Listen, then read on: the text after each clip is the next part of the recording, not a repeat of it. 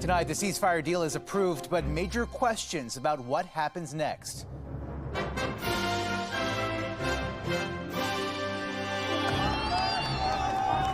Celebrations in Gaza and in Israel. The hostages will come back. They're all coming back on Monday. Plus, how many U.S. troops are being deployed? We will use the power of procurement to create jobs. What's in Ottawa's new industrial strategy to help shield against punishing American tariffs? And a welcome Thanksgiving relief this year. It's 21 pounds for $64. Why Canadians, weighed down by the cost of living, are feeling grateful.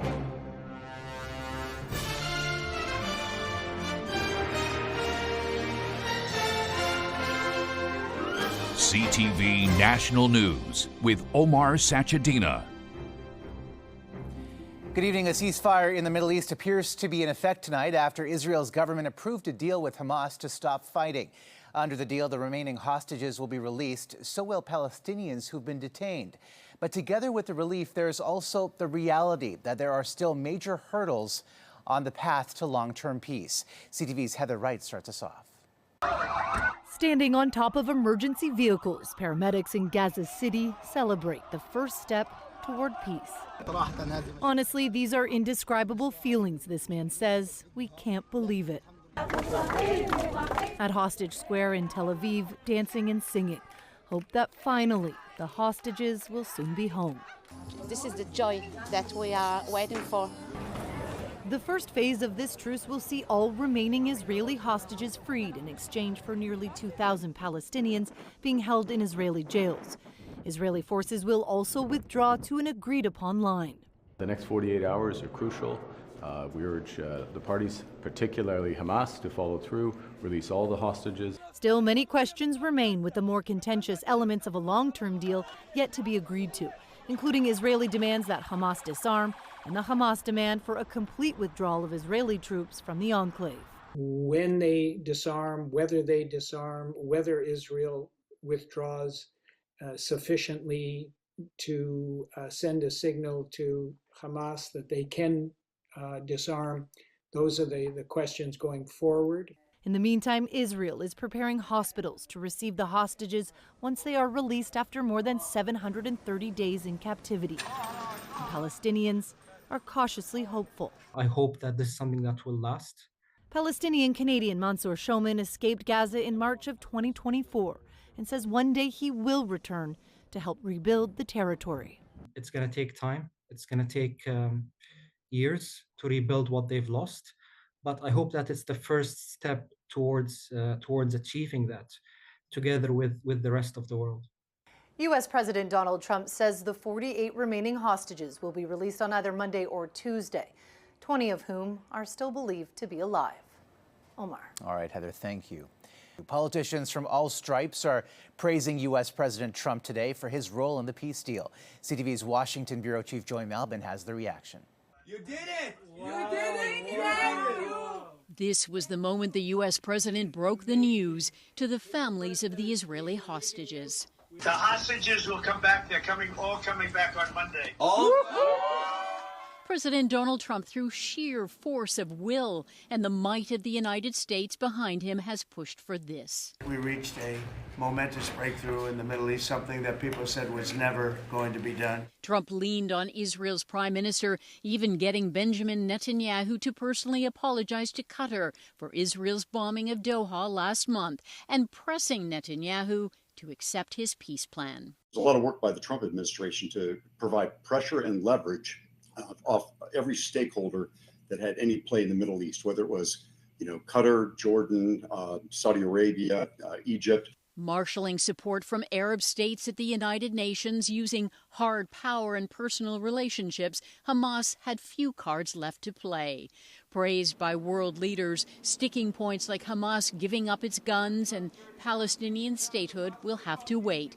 The U.S. president more than optimistic. I made 7 deals, and now it's 8. Solved the wars. And not shy about his desire to finally win the Nobel Peace Prize. I didn't do it for that. I did it because I saved a lot of lives. The president will head to the Middle East in the coming days for a signing ceremony, and 200 U.S. troops on their way to Israel to monitor the ceasefire. Omar? All right, Joy Melvin in Washington tonight. Joy, thanks. New York Attorney General and Donald Trump opponent Letitia James is speaking out after being indicted in Virginia. These charges are baseless, and the president's own public statements make clear that his only goal is political retribution at any cost. James is charged with bank fraud and making false statements over a mortgage she took out to buy a home. Former FBI director turned Trump foe James Comey pleaded not guilty to charges yesterday. A U.S. federal judge has temporarily blocked Trump's deployment of the National Guard in Chicago after major backlash to the plan to use troops to enforce the administration's immigration crackdown.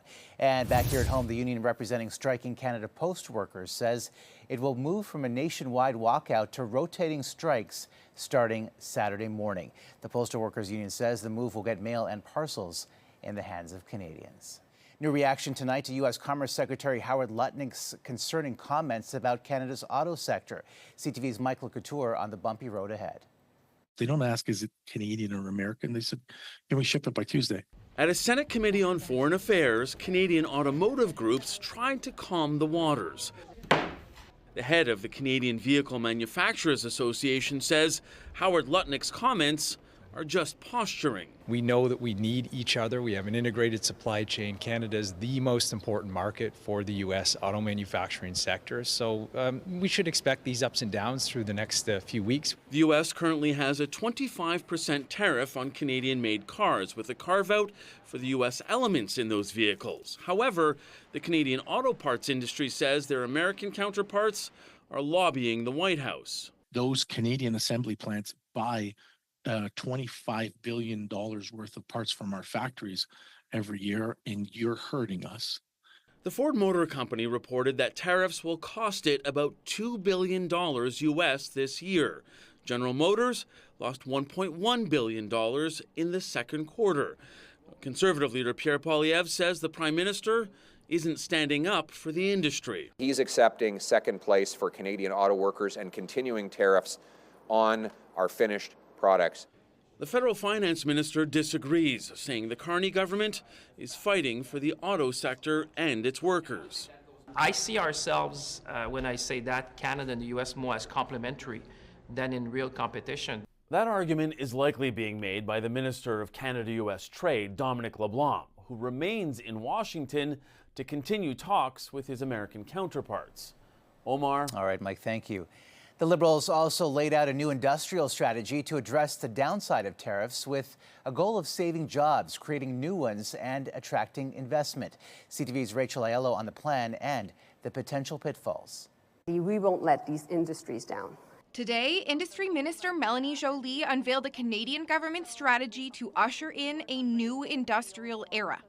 It's a three-pronged plan: protect sectors U.S. President Donald Trump has tariffed, create new jobs, and draw in global investment and talent. We know that we can build the best ships, the best planes, the best drones, and have very strong supply chains across the country. We can have researchers, engineers, and welders at work. We will use the power of procurement to create jobs. Because ultimately what I've learned is companies rather have contracts than subsidies from the government. Detailing how she and Prime Minister Mark Carney plan to make this happen, Minister Joly said Ottawa will leverage the new Buy Canadian edict to source domestic goods such as lumber and steel for future home building and defense contracts. And approving major projects will fuel growth in the critical mineral and energy sectors.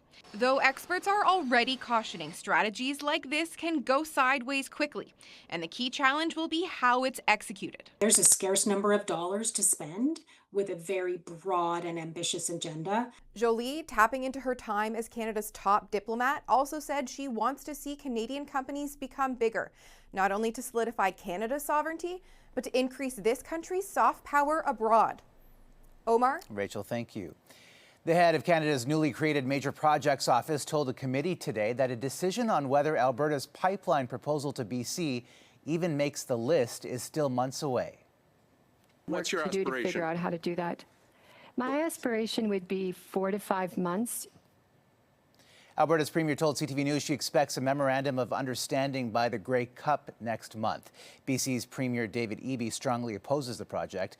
Federal Energy Minister Tim Hodgson says Alberta needs the support of BC and First Nations if they want to build. We've said we will be a constructive participant in that three-way discussion. The province of Alberta has some work to do. Quebec's government has come up with a draft constitution for the province it says would be the, quote, mirror and shield of the Quebec nation.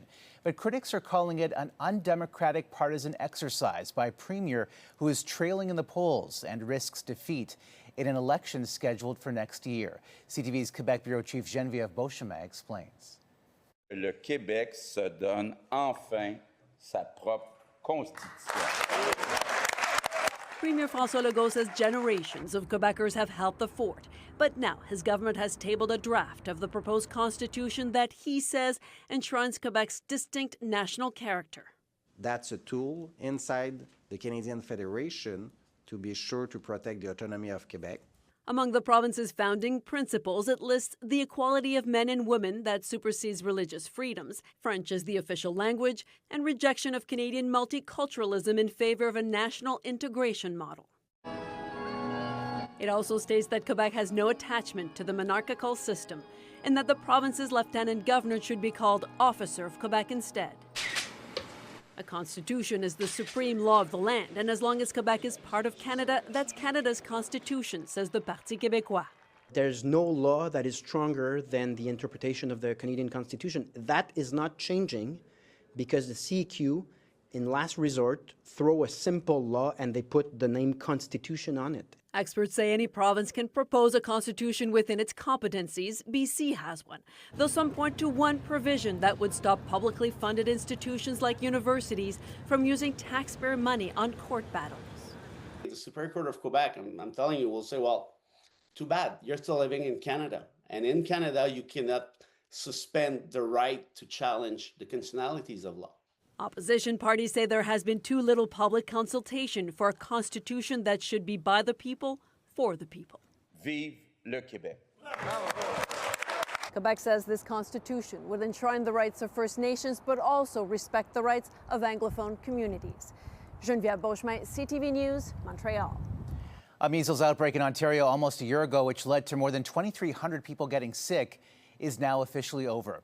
The province's top doctor says the outbreak ended Monday after no new measles cases were reported for 46 days. But measles cases are still high in Alberta. Meanwhile, public health officials in Manitoba are confirming 2 healthcare facilities near Winnipeg are the latest exposure sites for measles as the number of cases continues to rise in that province. The disease was declared eliminated in Canada in 1998, but health officials are warning Canada could lose that status on October 27th. Status is revoked after 12 months of continuous transmission. Restaurants in British Columbia say they're on the verge of running out of liquor as a strike by the province's General Workers Union shuts down government-run stores. It's getting critical, where we're getting members saying, look, we're literally days away from not being able to sell any liquor, and without liquor on our menu, we're not a viable operation. With restaurants legally required to purchase alcohol from government channels, owners are urging the government and union to strike a deal before supplies run out. BC's General Employees Union expanded picket lines yesterday, closing every liquor and cannabis store in the province as the strike enters its 6th week. For many Canadians, a toast could be part of Thanksgiving dinner this year. And as CTV's Leah Larocque reports, at a time when everything seems to be getting more expensive, the price of one major item on the menu is actually going down. Well, it's like a Bible, so I started last week. It takes a lot of planning for Francine Dion to cook that perfect Thanksgiving dinner. Well, I wanted a certain weight. Grateful that this year the cost of the meal didn't run foul. She isn't alone. A new study found the price of a traditional turkey dinner for a family of 4 only went up less than 1% by about 18 cents. But that butterball costs about the same or is slightly cheaper. It's the largest one they had. So it's 21 pounds for $64. Feeds a lot of people. I think it's reasonable. I always buy the butterball. And so I did notice that there's perhaps about $15 cheaper this year. But the downside is that it's the sides that are stuffing consumers' wallets, such as cranberries and gravy. If you're accustomed to buying anything in a can, this year you will be paying more due to tariffs. So if you want to save money, make your own gravy, make your own cranberries at home. I'm not really in favor of the reciprocal tariff on certain things. The cost of coffee has really gone up. Many still opting to include less expensive options, like ham. It's for Thanksgiving, yeah. I wouldn't buy a big ham like that just for us. Or looking for savings wherever they can. I know the price of all my food. If it's not on sale, I don't buy it. As for Dion, the yearly tradition is less about the food and more about those at the dinner table. We're doing Thanksgiving, Christmas, all those celebrations, we do them at the cottage. So when the kids come, it's for 3 days. Leah LaRocque, CTV News. Coming up. I want to go home. Why a man claiming to be an American citizen says he can't leave Canada.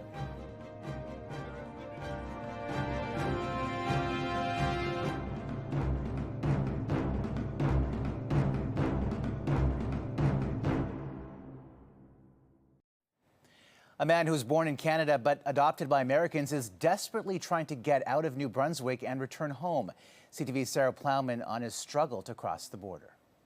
Terrence McBride is stuck in St. John and drained like his bank account. His trouble started in April after he pulled up to the U.S. border in Calais, Maine, trying to drive home to Georgia. This is who I am. Are you an American citizen? Yes, I am. Where's your documents? He holds a Canadian passport but says he's American and was detained for a day and a half.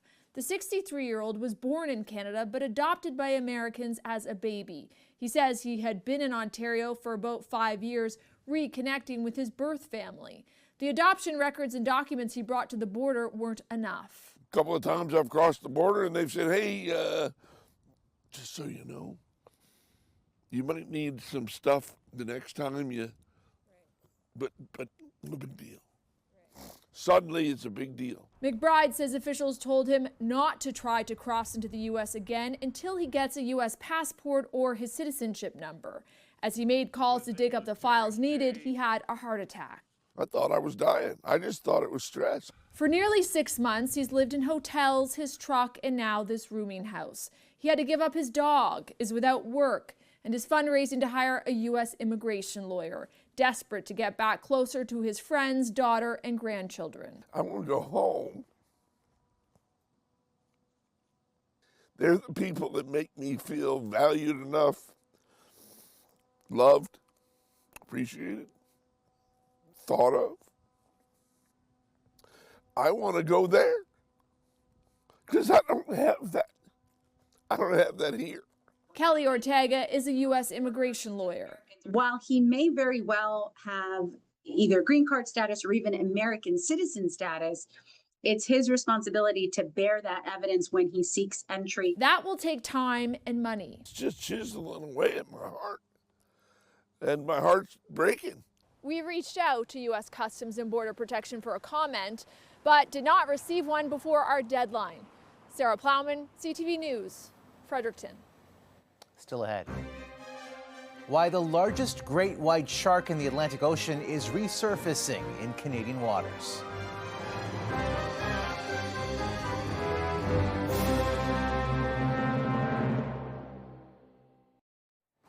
A U.S. federal judge has tossed out a defamation lawsuit by Drake against his own record label, stemming from a rap battle with Kendrick Lamar.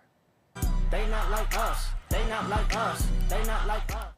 Drake had sued Universal Music Group over Lamar's hit song Not Like Us, knowing it contains allegations the Canadian rapper says are false and defamatory. The label denied the allegation and says it's pleased with the ruling. The judge rejected the suit, saying the allegations were part of a, quote, heated rap battle that a reasonable listener would not take as verifiable facts. And one of the biggest great white sharks ever found in the Atlantic Ocean has made his way from Florida to Atlantic Canada. Contender weighs more than 1,600 pounds, stretching 4 meters long. In January, he was tagged in Florida and tracked in the Gulf of St. Lawrence last month. Marine experts say he's gorging on seals to build and store fat for his return to Florida in the winter. Still ahead, how American media are reacting to the Yankees' big loss to the Blue Jays.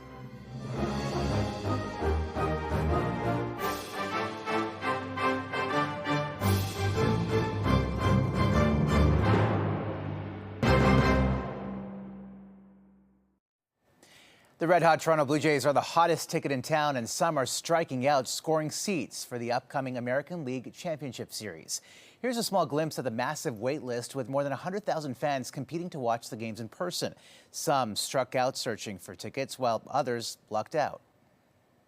1,000th in line, have a couple windows open for Game 7, Game 1, and thankfully I scored one ticket for Game 7, like right up high. Here are the ballpark figures on what tickets go for based on the seating chart. The lowest still coming in at $400. The prime seats, $2,000 per ticket. The team takes on the winner of Detroit and Seattle in the next round, which starts on Sunday.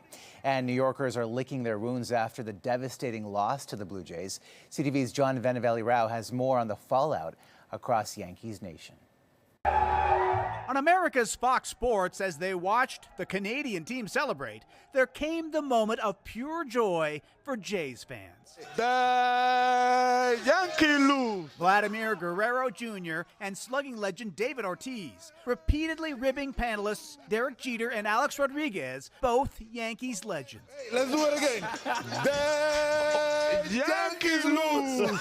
Fox 5's Richard Giacovis is live. Earlier on a local Fox News station, the reporter expressed surprise as Yankees fans streamed out of the stadium before the game ended. I think we could say this is over. I've never seen a mass exodus like this. You like losing? While on the Talkin' Yanks podcast, the hosts couldn't have looked more disheartened, summed up by this play on the Boys of Summer that was a headline in the New York Post. The Blue Jays were better and kicked their ass. On New York-based WFAN radio, callers acknowledged the Jays played well, and the host posting this message. Just watching Vladimir Guerrero Jr. celebrate, good for him, he deserves it.